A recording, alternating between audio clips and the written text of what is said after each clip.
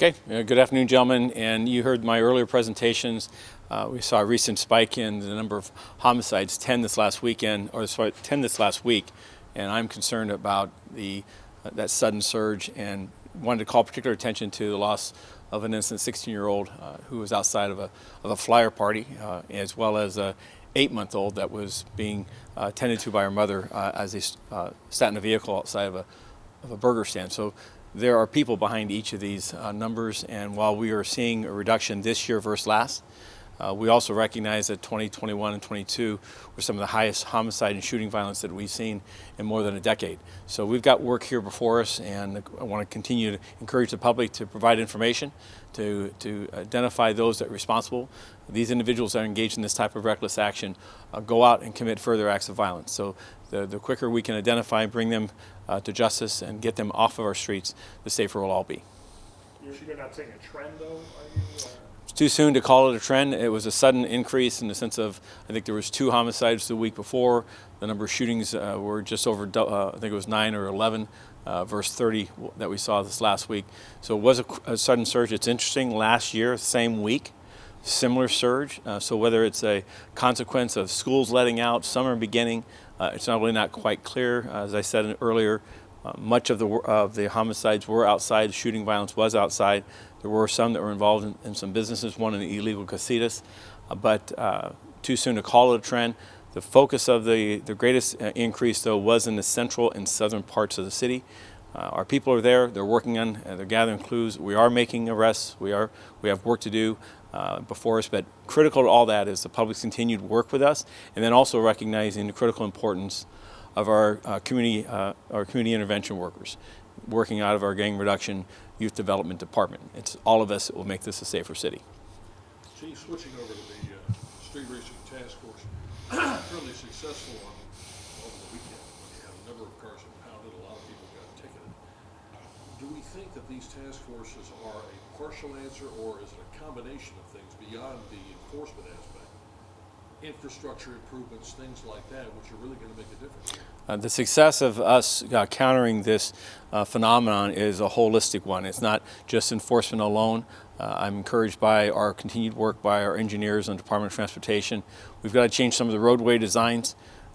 We have to also look to the role of social media.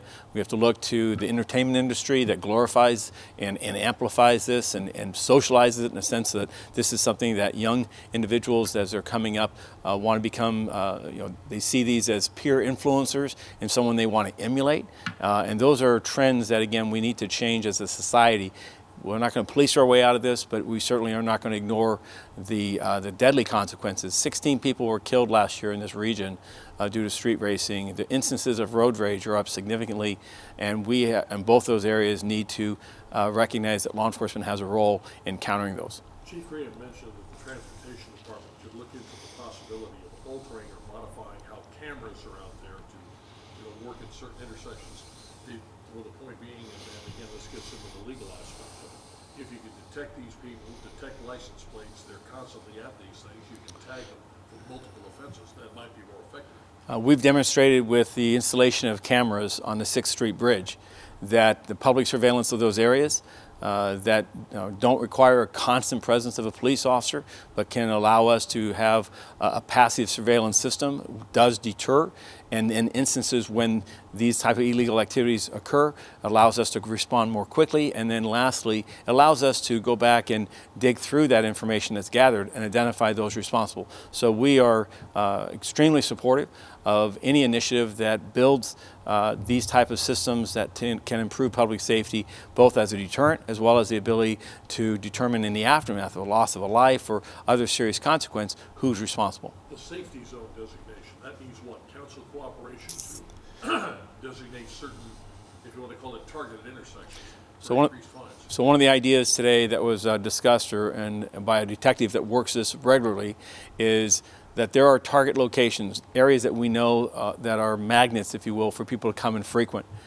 And just as we see in a construction zone or we see in other types of such designated areas, the role of increased fines and role of increased penalties, can that be used to deter both those engaged in this activity as well as spectators that gather. It's an area that's worth exploring. It would involve our legislators, such as our city council office, working with the city attorney's office. And these are, again, I just want to recognize the people who are assigned to the Street Racing Task Force, not just the LAPD, but the entire region of law enforcement officers, and are now working with legislators to say, what are the evolution of tactics and strategies that can counter and save lives? You mean the state of California literally needs to sort of up the game in analyzing this problem? Well, I think what we can't do is accept the status quo. There was a remark about how we live in an area that is a car capital of the world, and I respect and honor that. But as a law enforcement professional, as a parent, as a husband, and as a father, I guess I said that twice, the reality is that there's real consequences to accepting these informal social norms of, well, that's just the way things happen here. We should not glorify when a person goes out and does these type of stunts, these reckless stunts that have such devastating consequences, that's acceptable on any level. Over the weekend, you had a number of vehicles that were impounded, but there's a big difference between impounding and seizing, right? I mean, AB 74, is that something you would support, where you could take these and keep these vehicles? So I believe that the immediate impounding and holding of that vehicle for up to 30 days creates a financial disincentive. I believe that repeat offenders, people who are engaged in this type of reckless action, who demonstrate the unwillingness to conform to societal norms, loses the privilege to own a vehicle. Owning a car in this state, owning a car in this country, driving is a privilege. You have to act responsibly. And if you can't, then you shouldn't have the ability to have either. And I do believe that there's room here with proper judicial oversight for us to exercise greater penalties for those that demonstrate that they do not have the responsibility, the personal responsibility to operate a motor vehicle in a safe manner. Is it equally, though, not just going after the drivers, the ones doing it? If the spectators know that they're within 1 block radius and they're watching, and they know they could get whacked with a $500 ticket just for watching the race, do you think that's going to diminish the crowds? So we currently are issuing citations for spectators that have a penalty of administrative fine that they're responsible for paying, if you will. It is a portion, it is part of the solution. I also believe, though, that part of the solution is parents and others that exercise the responsibility of where's their son or daughter. And I recognize that these can be, spectacular. They can be exciting. They can appear to be, part of being caught up in a scene. But the reality is that they're dangerous circumstances. People have lost their life, not just through traffic collisions, but through shooting violence at these gatherings and in gatherings immediately surrounding them. So we need to counter it with enforcement, with education, but also society looking at what are the things that we have friends and family members that are engaged in that we should counter by exercising the type of parental guidance that we all expect. Last question. I got one. I'm sorry, go ahead. Okay. Actually, just wanted to switch gears and talk about the pursuit policy. I heard there's been some internal conversations about maybe revamping it. Can you talk about possibly pulling back on chasing stolen vehicles?